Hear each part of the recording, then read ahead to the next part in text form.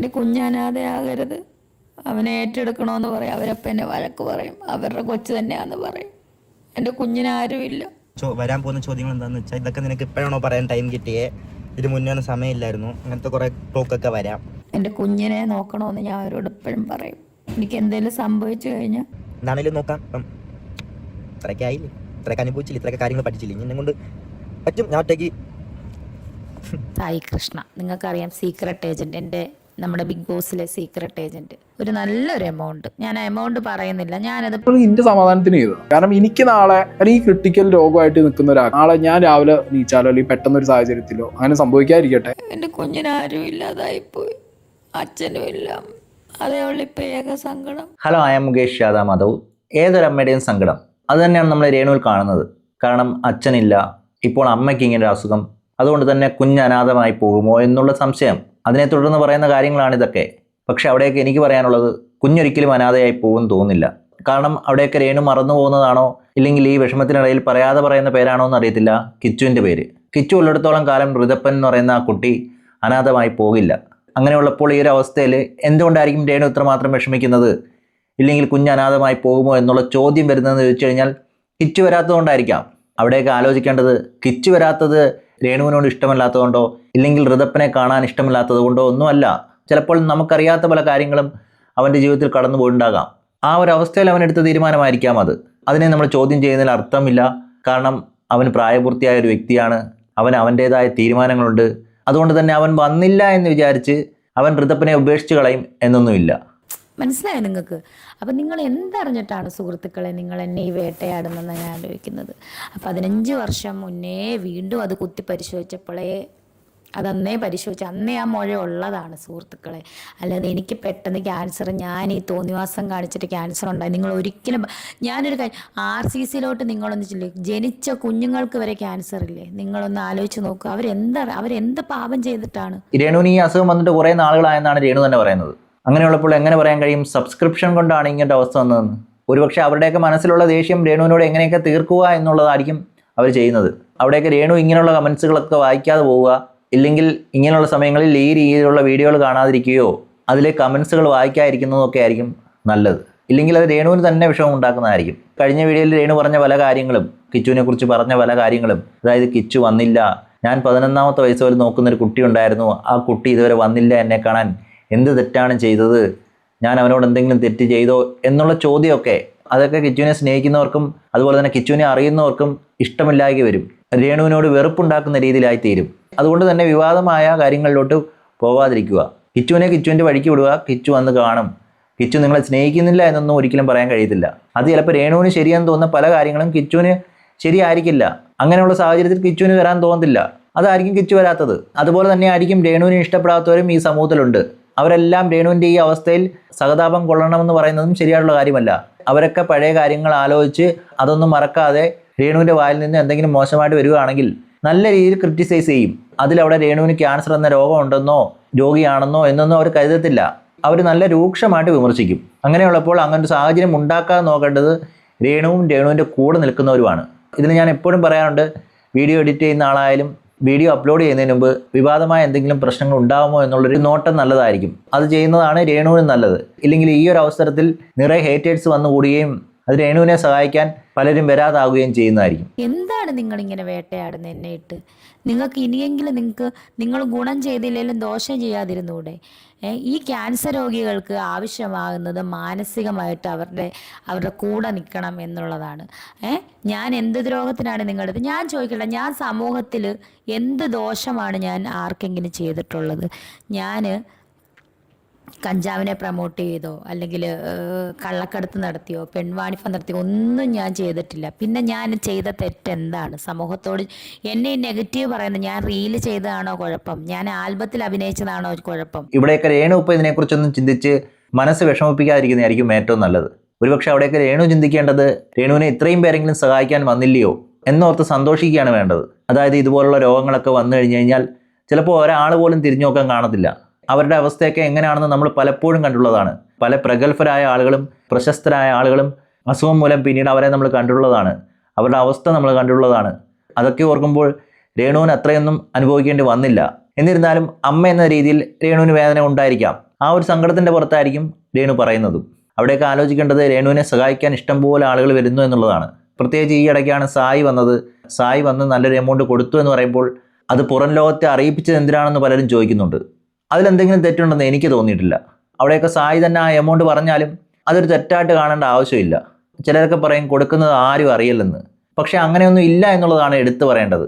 നമ്മളെ കൊടുത്ത കാര്യങ്ങൾ അറിഞ്ഞു കഴിഞ്ഞാൽ ചിലപ്പോൾ മറ്റു ചിലരും അതറിഞ്ഞ് കൊടുത്തെന്നിരിക്കാം, വേണമെങ്കിൽ അതിൽ കൂടുതൽ കൊടുത്തെന്നിരിക്കാം. അങ്ങനെയുള്ളപ്പോൾ സായി കൊടുത്തത് വിളിച്ചു പറഞ്ഞു എന്നുള്ള കമൻസ് ഒക്കെ കുറേ കണ്ടു. അതിൻ്റെ ആവശ്യമുണ്ടെന്ന് തോന്നില്ല.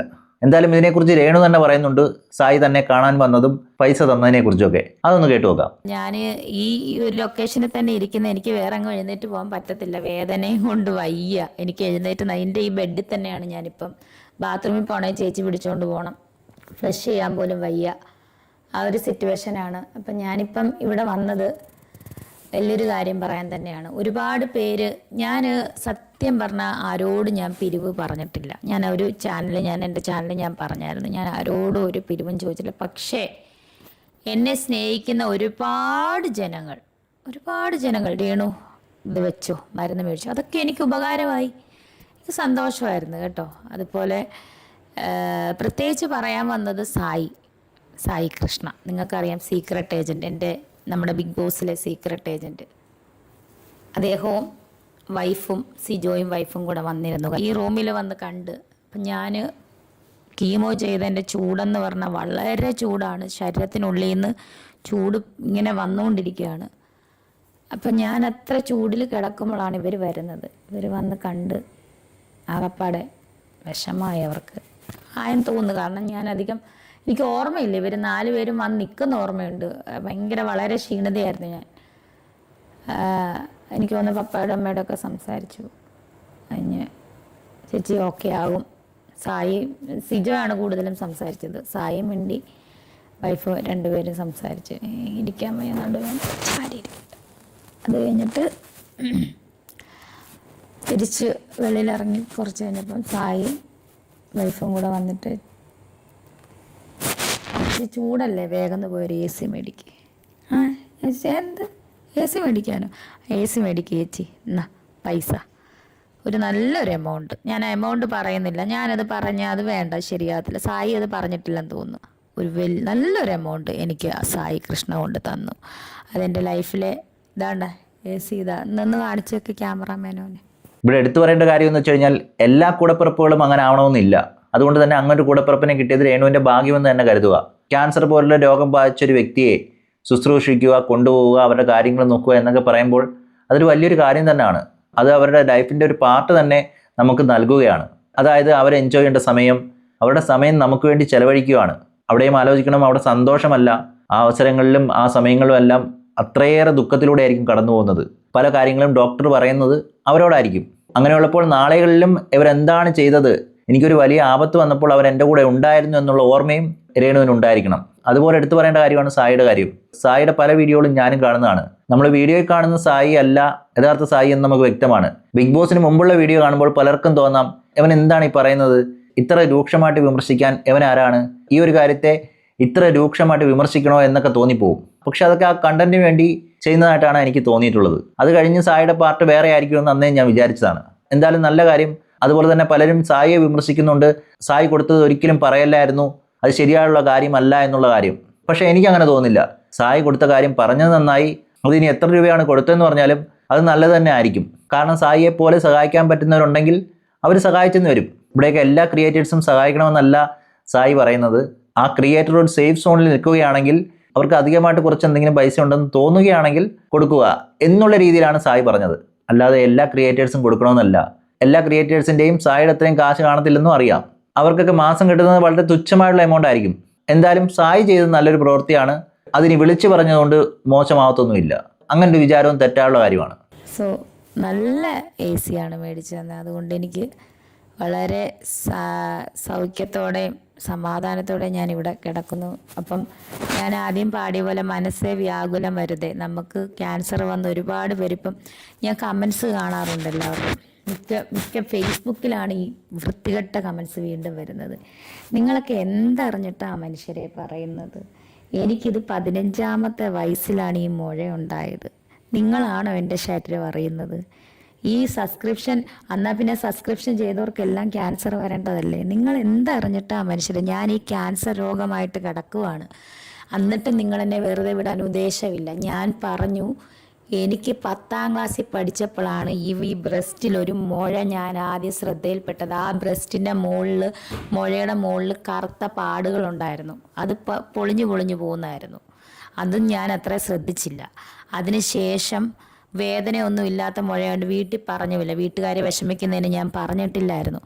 അതിനുശേഷം എത്രയോ നാളുകൾക്ക് ശേഷം സുധിച്ചേട്ടൻ കല്യാണം കഴിക്കുന്നതിനൊക്കെ മുന്നേ എൻ്റെ ഈ കാണുന്ന എൻ്റെ പഴയ ഒരുപാട് കൂട്ടുകാർ സ്ത്രീകളുണ്ട്, അവർക്കൊക്കെ അറിയാം. കാരണം ഞാൻ അവരെയൊക്കെ കാണിച്ചു കൊടുത്തിട്ടുണ്ട്, എടി എനിക്കിവിടെ ഒരു മുഴയുണ്ട് കേട്ടോ, വേദനയൊന്നുമില്ലെന്ന്. കാരണം അവർ ഇപ്പോഴല്ലേ ഞാൻ സബ്സ്ക്രിപ്ഷൻ തുടങ്ങിയത്. ഇവിടെയൊക്കെ ചിലർ പറയുന്ന ഒരു കാര്യമുണ്ട്, നീ സബ്സ്ക്രിപ്ഷൻ ചെയ്തുകൊണ്ടാണ് നിനക്ക് ക്യാൻസർ ഉണ്ടായതെന്ന്. അതെന്താണ് അങ്ങനെ പറയുന്നത്? എനിക്ക് മനസ്സിലാവുന്നില്ല. ഇവിടെ സബ്സ്ക്രിപ്ഷനിൽ വീഡിയോ ചെയ്യുന്നവർക്കെല്ലാം ക്യാൻസർ വരുമെന്നാണ് പറയുന്നത്. അതൊക്കെ ഒരു മിഥ്യയുടെ പുറത്ത് പറയുന്നത് മാത്രമേ ഉള്ളൂ. ഇങ്ങനെയുള്ള വിചാരമുള്ള ആളുകൾ ഇപ്പോഴും ഉണ്ടെന്നുള്ളതാണ് എടുത്തു പറയേണ്ടത്. നീ സബ്സ്ക്രിപ്ഷൻ ചെയ്തതുകൊണ്ട് നിനക്ക് വന്നതാണ്, നിനക്ക് ആദരാഞ്ജലികൾ എന്നിങ്ങനെയൊക്കെ പറയുമ്പോൾ ഈ പറയുന്നവരുടെ ഒരു മാനസികാവസ്ഥ അതൊന്ന് മനസ്സിലാക്കേണ്ടതാണ്. അതുപോലെ തന്നെ ആ അവസ്ഥയിലൂടെ കടന്നു പോകുന്ന രോഗികളുടെ അവസ്ഥയും ഒന്ന് മനസ്സിലാക്കേണ്ടതാണ്. കാരണം ആ ഒരു കടുത്ത മാനസികാവസ്ഥയിലൂടെയും കടന്നു പോകുന്നത് ആ ഒരു അവസ്ഥയിൽ ഇങ്ങനെയുള്ള വാക്കുകളും കൂടെ കേൾക്കുമ്പോൾ ആർക്കാലും നല്ല രീതിയിൽ വിഷമമുണ്ടാവും. അത് വേണമെങ്കിൽ അവരുടെ രോഗത്തെ തന്നെ പ്രതികൂലമായിട്ട് ബാധിക്കാം. കാരണം ഇങ്ങനെയുള്ള അവസ്ഥയിൽ ഒരു രോഗിക്ക് വേണ്ടത് മാനസികമായിട്ടുള്ള സന്തോഷമാണ്. അങ്ങനെയുള്ളപ്പോൾ ഇങ്ങനെയുള്ള വാക്കുകളൊക്കെ കേൾക്കുന്നത്, ചിലപ്പോൾ ഇവിടെ രേണു പല വീഡിയോകളും കാണുന്നതും ഇല്ലെങ്കിൽ അതിൻ്റെ കമൻറ്റ് ബോക്സൊക്കെ വായിച്ച് നോക്കുന്നതൊക്കെ ചിലപ്പോൾ സന്തോഷം കിട്ടാൻ വേണ്ടിയായിരിക്കാം. അവിടെയൊക്കെ ഇതുപോലുള്ള വാക്കുകളും, നിനക്ക് ആദരാഞ്ജലികൾ, നീ ഇങ്ങനെയുള്ള വീഡിയോകൾ ചെയ്തതുകൊണ്ടാണ് നിനക്കിങ്ങനെ സംഭവിച്ചത്, നീ ലിപ്സ്റ്റിക്ക് തേക്കുന്നത് കൊണ്ടാണ് നിനക്കിപ്പോൾ ഇങ്ങനെ വന്നത്, നീ കുറേ തുണിയില്ലാതെ നടന്നതല്ലേ അതുകൊണ്ടാണ് നിനക്കിങ്ങനെ വന്നത് എന്നുള്ള രീതിയിലുള്ള കമൻറ്റുകൾ നമുക്ക് ഇഷ്ടം പോലെ കാണാൻ കഴിയും. അവിടേക്ക് എനിക്ക് പറയാനുള്ളത്, ഈ ഒരു അവസ്ഥയിലും ഇങ്ങനെയൊക്കെ പറയണമോ എന്നുള്ളതാണ് എൻ്റെ ചോദ്യം. കാരണം അവരുടെ അവസ്ഥ, അല്ലെങ്കിൽ അവർക്ക് ഇങ്ങനെ ഒരു രോഗമില്ലായിരുന്നെങ്കിൽ നിങ്ങൾക്ക് അവർ ചെയ്ത പല കാര്യങ്ങളെയും രൂക്ഷമായിട്ട് വിമർശിക്കാം. അതിലിവിടെ ആരും നിങ്ങളെ കുറ്റം പറയത്തുമില്ല. പക്ഷേ ഇങ്ങനെ രോഗാവസ്ഥയിൽ നിൽക്കുമ്പോൾ ഇങ്ങനെയുള്ള കാര്യങ്ങൾ പറയണമോ എന്നുള്ള ചോദ്യം എപ്പോഴാരും വരും. അവിടെയൊക്കെ രേണു ഇതിനെക്കുറിച്ച് കുറേ കാര്യങ്ങൾ പറയുന്നുണ്ട്. ഈ അവസരത്തിൽ രേണുവും അതൊക്കെ ഒഴിവാക്കുന്നതാണ് നല്ലത്. ഇല്ലാത്ത കാര്യങ്ങൾ പറയുകയും വിവാദമായ കാര്യങ്ങളിലേക്ക് പോവാതിരിക്കുകയും ചെയ്യുന്നതാണ് രേണുവിനും നല്ലത്. കാരണം രേണുവിൻ്റെ വായിൽ നിന്ന് എന്തെങ്കിലും വന്നു കഴിഞ്ഞാൽ മതി, അതിനെ പിടിച്ച് പല കഥകളും വരും, പല രീതിയിലുള്ള വിവാദങ്ങൾ ഉണ്ടാവുകയും ചെയ്യും. അങ്ങനെയുള്ള സാഹചര്യത്തിൽ വാക്കുകൾ സൂക്ഷിച്ചുപയോഗിക്കുക എന്ന് തന്നെ പറയണം. രേണു വാക്കുകൾ സൂക്ഷിച്ചുപയോഗിക്കുക തന്നെ വേണം. അതാണോ കുഴപ്പം നിങ്ങളുടെ? എനിക്കറിയായിരുന്നു, എനിക്ക് ക്യാൻസർ ആണെന്ന് എനിക്കറിയായിരുന്നു. നിങ്ങൾ ആദ്യം അത് മനസ്സിലാക്കൂ. ഒരു ക്യാൻസർ പേഷ്യൻറ്റിനെ ഇട്ട് ഇങ്ങനെ വേദനിപ്പിക്കാതിരിക്കുക. നിങ്ങൾക്ക് നിങ്ങളുടെ തലമുറകളോട് ദൈവം ചോദിക്കാതിരിക്കട്ടെ. ഇത് നന്മ പറയുന്ന ഒരുപാട് പേരുണ്ട്. നിങ്ങൾ ഫേസ്ബുക്കിലാണ്, ഫേസ്ബുക്കിൽ എന്തും നിങ്ങളുടെ ഉള്ളിലെ ജീർണിച്ച ക്യാൻസർ പോലെയാണ് നിങ്ങളുടെ ഫേസ്ബുക്കിലെ ചില ആളുകളുടെ കമൻറ്റുകൾ. അത് എൻ്റെ ഈ ക്യാൻസറിനേക്കാൾ എത്രയോ നിങ്ങളുടെ ആ ജീർണിച്ച മനസ്സിൻ്റെ എഴുത്തുകൾ എത്രയോ ഭേദമാണ് എൻ്റെ ഈ ശരീരത്തിൽ പടർന്നു പിടിച്ച ഈ ക്യാൻസർ. ഞാൻ ഓർക്കുവാണ്, നിങ്ങൾ ദയവ് ചെയ്ത് നന്മ ചെയ്തില്ലേലും ദോഷം ചെയ്യാതിരിക്കുക. ഇവിടെയൊക്കെ എന്ത് തെറ്റാണ് ഞാൻ ചെയ്തത്, എന്താണ് തെറ്റ് ചെയ്തത് നിങ്ങളൊന്ന് പറയൂ എന്നൊക്കെ പറയുന്നത് ഒട്ടും ശരിയായുള്ള കാര്യമല്ല. അങ്ങനെ പറയാതിരിക്കുന്നതായിരിക്കും നല്ലത്. കാരണം രേണുവിൻ്റെ ശരികളൊക്കെ പലർക്കും പല തെറ്റുകളുമായിരിക്കും. അതുകൊണ്ട് തന്നെയായിരിക്കാം കിച്ചു എന്ന് പറയുന്ന വ്യക്തി ഇപ്പോൾ അങ്ങോട്ട് വരാത്തത്. കാരണം രേണു ചെയ്ത പല പ്രവൃത്തികളും, രേണുവിന് ശരിയെന്ന് തോന്നുന്ന ഇല്ലെങ്കിൽ പണം ഉണ്ടാക്കണമെന്ന് തോന്നി ചെയ്ത പല കാര്യങ്ങളും കിച്ചുവിന് ശരിയായിട്ട് തോന്നിയിട്ടില്ല. ആ തോന്നൽ അവൻ്റെ മനസ്സിലുണ്ട്. അതുമൂലം അവൻ അനുഭവിക്കേണ്ടി വന്ന പല കാര്യങ്ങളും അവൻ്റെ പേഴ്സണൽ ലൈഫിൽ ഉണ്ടായിരുന്നിരിക്കാം. അതവന് പെട്ടെന്ന് മറക്കാൻ കഴിയാത്തത് കൊണ്ട് തന്നെ ആയിരിക്കാം അവൻ വരാത്തത്. അതുപോലെ തന്നെയാണ് ജനങ്ങളും. രേണു ചെയ്ത പല കാര്യങ്ങളിലും നല്ല രൂക്ഷമായിട്ട് വിമർശിച്ചവരുണ്ട്. പ്രധാനമായിട്ട് സബ്സ്ക്രിപ്ഷൻ്റെ കാര്യം, അത് പലരും ഇഷ്ടപ്പെടാത്തൊരു കാര്യമാണ്. അത് രേണുവിനെ എത്രമാത്രം സ്നേഹിക്കുന്നവരാലും പലരും ഇഷ്ടപ്പെടാത്തൊരു കാര്യമാണ്. എന്ന് കരുതി അത് തെറ്റാണെന്നൊന്നും ഞാൻ പറയുന്നില്ല. പക്ഷേ അത് തെറ്റാണെന്ന് പറയുന്നില്ല എന്ന് പറയുന്നത് പോലെ തെറ്റാണെന്ന് വിശ്വസിക്കുന്നവരുമുണ്ട്. അങ്ങനെയുള്ളവർക്ക് രേണു അത് ചെയ്തതെല്ലാം തെറ്റായിട്ട് തന്നെ തോന്നും. ആ സമയത്ത് എന്ത് തെറ്റാണ് ഞാൻ ചെയ്തതെന്നുള്ള ചോദ്യം അങ്ങോട്ട് ഇട്ട് കൊടുക്കാതിരിക്കുന്നതായിരിക്കും നല്ലത്. ആ അവസരത്തിൽ അവർ കമൻറ്റ് ബോക്സിൽ ഇങ്ങനെയുള്ള കാര്യങ്ങൾ എന്തായാലും അവർ പറയും. അത് വീണ്ടും രേണുവിന് തന്നെ ആയിരിക്കും ദോഷം ഉണ്ടാക്കുന്നത്. അപ്പം സായിയോടും കുടുംബത്തോടും നന്ദി പറയുന്നു. അതുപോലെ ഒരുപാട് പേര് പറയാതെയും പേര് പറഞ്ഞുമൊക്കെ എന്നെ ഹെൽപ്പ് ചെയ്തു. ഒരുപാട് പേര് എന്താ പറയുക, എനിക്ക് വിഷമമുണ്ട്, എന്നെ കാണാൻ വരാത്തതിൽ വിഷമമുണ്ട്. കാരണം ഇന്നാണ് മനസ്സിലാക്കുന്നത് എൻ്റെ കൂടെ ആരൊക്കെ ഉണ്ടായിരുന്നു, യഥാർത്ഥത്തിൽ എൻ്റെ കൂടെ ആരൊക്കെ ഉണ്ട്. ഈ ഒരു കിടന്നുകൊണ്ട് ഞാൻ മനസ്സിലാക്കുന്നത് ഇതുപോലൊരു അസുഖം വന്നപ്പം എന്നെ ഒന്ന് കൈത്താങ്ങ് പിടിക്കാൻ. പൈസയല്ല സുഹൃത്തുക്കളെ ഞാൻ പറയുന്നത്. രേണു നിനക്ക് എങ്ങനെയുണ്ട് മാസ്ക് വെച്ചിട്ട് അവിടെ നിന്ന്, നിനക്ക് എങ്ങനെ ഉണ്ടടി, സുഖമാണോ എന്ന് ചോദിക്കുന്ന ഒരാളെങ്കിലും അവരായിരിക്കും ഈ ക്യാൻസർ കഴിഞ്ഞ എൻ്റെ സുഹൃത്തുക്കൾ, യഥാർത്ഥ സുഹൃത്തുക്കൾ. അല്ലാതെ എൻ്റെ നല്ല കാലത്ത് എൻ്റെ കൂടെ നടന്നവരല്ല. മനസ്സിലായോ? ക്യാൻസർ ആർക്കും വരാം. ഞാൻ ശ്രീവിദ്യ ചേച്ചിയുടെ ഫോട്ടോ ഇട്ട് ഞാൻ നിങ്ങൾക്ക് സൂചന തന്നു, അതുപോലെ ജിഷ്ണുവിൻ്റെ ഫോട്ടോ ഇട്ട് സൂചന തന്നു. ഇതൊക്കെ ഓരോ സൂചനകൾ മാത്രമായിരുന്നു. എനിക്കറിയായിരുന്നു ഇത്. ഇവിടെയൊക്കെ രേണു എന്തുകൊണ്ട് ഇങ്ങനെ പറഞ്ഞതെന്ന് വെച്ച് കഴിഞ്ഞാൽ രേണുവിന് കുറേ പേഴ്സണലായിട്ട് അനുഭവങ്ങൾ ഉണ്ടായിട്ടുണ്ടായിരിക്കാം. അതിലൊന്നാണ് രേണുവിൻ്റെ പോസ്റ്റ് ഇട്ട് അതിൽ ആദരാഞ്ജലികൾ എന്നൊക്കെ എഴുതി വയ്ക്കുക. അവിടെയൊക്കെ രേണു പറയുന്നതിനെ പൂർണ്ണമായിട്ട് തള്ളിക്കളയാൻ കഴിയത്തില്ല. അത് ആരാലും ചെയ്ത് തെറ്റാണ്. ഈ ഒരവസ്ഥയിൽ പോലും ഒരാൾക്ക് ഒരു മനുഷ്യത്വം ഇല്ലെങ്കിൽ അത് രേണു പറഞ്ഞത് ശരിയായിട്ടുള്ള കാര്യമാണ്. എൻ്റെ ശരീരത്തിലെ ക്യാൻസറിനേക്കാളും വലിയ വിഷമാണ് നിങ്ങളുടെ മനസ്സിൽ എന്ന് പറയുന്നതൊക്കെ ആ രീതിയിൽ പറഞ്ഞതായിരിക്കാം. അതിൻ്റെ രീതിയിൽ മാത്രം കണ്ടാൽ മതി. കാരണം ഈ അവസ്ഥയിലും ഇങ്ങനെയൊക്കെ കേൾക്കേണ്ടി വരുമ്പോൾ ഉണ്ടാകുന്ന വിഷമമെന്ന് മാത്രം കണ്ടാൽ മതി. അതിനെ അങ്ങനെ കണ്ടു കഴിഞ്ഞാൽ തീരാവുന്നതേ ഉള്ളൂ. കാരണം അവരുടെ അവസ്ഥ അങ്ങനെയാണ്. ഇത് പഴയ ഒരു രേണു ആയിരുന്നെങ്കിൽ പലരും ഇങ്ങനെ ആയിരിക്കത്തില്ല വിമർശിക്കുന്നത്, നല്ല രൂക്ഷമായിട്ട് വിമർശിച്ചേനെ. അതിപ്പം ചെയ്യാത്തത് എന്തുകൊണ്ടാണെന്നും നമുക്ക് പലർക്കും അറിയാം. മനസ്സിലായോ? അല്ലാതെ ഇത് പൊട്ടിമുളച്ച് പെട്ടെന്ന് വന്നതല്ല. എന്നെ ദൈവം ശിക്ഷിച്ചതല്ല. ഇത് ദൈവം എനിക്ക് വിശ്രമിക്കാനുള്ളൊരു സമയമായിട്ട് ഞാൻ കാണുന്നു. എൻ്റെ മനസ്സിനോട് ദൈവം സംസാരിക്കുന്ന ഒരു സമയമായിട്ട് കാണുന്നു. ഞാൻ രാത്രികളിൽ ഉറങ്ങാറില്ല, വേദന കൊണ്ട് ഞാൻ കരയുകയാണ് ഇവിടെ. ആ തിരുമേനി പാവം അദ്ദേഹം വന്ന് പ്രാർത്ഥിക്കാറുണ്ട്. ഒരുപാട് അനേകായിരം ദൈവമക്കളുടെ പ്രാർത്ഥനയുണ്ട്. സത്യം പറഞ്ഞാൽ ഞാൻ ഈ ക്യാൻസർ എന്നെ വിട്ടുപോയി എഴുന്നേറ്റ ആത്മീയ മക്കളുടെ ഇടയിൽ എന്തായാലും ഒരു സാക്ഷിയായിട്ട് ഞാൻ നിൽക്കും, അത് ഉറപ്പാണ്. പണ്ട് ഞാൻ കേട്ടിട്ടുണ്ട്, സിസ്റ്റർ അന്നാകണ്ഠത്തിലൊക്കെ അവരുടെയൊക്കെ സാക്ഷി ഞാൻ കേട്ടിട്ടുണ്ട്. അവരിപ്പം സിസ്റ്റർ ഇല്ലെന്ന് തോന്നുന്നു, സിസ്റ്റർ ക്യാൻസർ ആയിരുന്നു. സോ അവരെ പോലെ അനേകായിരങ്ങൾക്കിടയിൽ, ക്യാൻസർ രോഗികൾക്കിടയിൽ എഴുന്നേറ്റ് വരാനും എൻ്റെ ഈ അനേക ക്യാൻസർ രോഗികൾക്ക് ധൈര്യം തരാനും എൻ്റെ യൂട്യൂബ് ചാനലിൽ കൂടെ എനിക്ക് ഇടയാകട്ടെ എന്ന് ഞാൻ പ്രാർത്ഥിക്കുന്നത് പോലെ വീണ്ടും എന്നെ വന്ന് കണ്ട എല്ലാവർക്കും, എന്നെ കഴിഞ്ഞ നാളുകളിൽ കണ്ടിട്ട് ഈ നാളുകളിൽ കാണാതിരുന്നവർക്കും അവരോടും എനിക്ക് പിണക്കമില്ല. വളരെ ബുദ്ധിമുട്ടും വളരെ വേദനാകരമായിട്ടുള്ളൊരു രോഗമാണ് ഈ രോഗാവസ്ഥ. ഒരു മനുഷ്യർക്കും ഒരു കുഞ്ഞുങ്ങൾക്കും ആർക്കും നമ്മുടെ ഭവനത്തിലോ നമ്മുടെ വീടുകളിലോ ഒന്നും ഈ ഒരു അവസ്ഥ ആർക്കും വരുത്തരുതേ എന്ന് മാത്രം സർവശക്തനോട് നമ്മൾ പ്രാർത്ഥിക്കണം. കൂടപ്പിറപ്പ് ഒരുപാട് കഷ്ടപ്പെടുന്നുണ്ട്. അവരോടൊക്കെ എങ്ങനെ നന്ദി പറയണമെന്ന് എനിക്കറിയത്തില്ല. വാക്കുകൾ കൊണ്ട് തീരുന്നതല്ല നന്ദി. എൻ്റെ കുഞ്ഞിനെ നോക്കണമെന്ന് ഞാൻ അവരോട് എപ്പോഴും പറയും.